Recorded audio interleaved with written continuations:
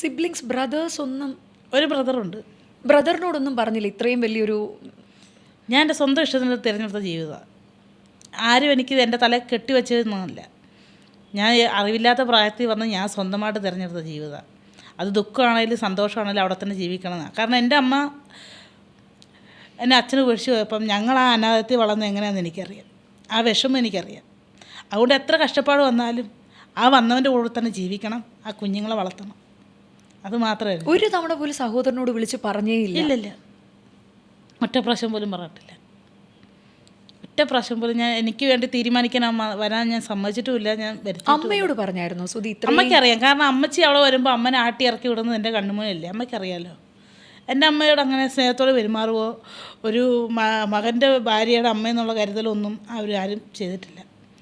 അതുകൊണ്ട് അമ്മയോട് ഒത്തിരി ക്രൂരമായിട്ടൊക്കെ സംസാരിക്കുകയൊക്കെ ചെയ്യും. വരുമ്പോൾ കേൾക്കുമ്പോൾ നെഞ്ചു മുറിയുന്ന പോലെയൊക്കെ.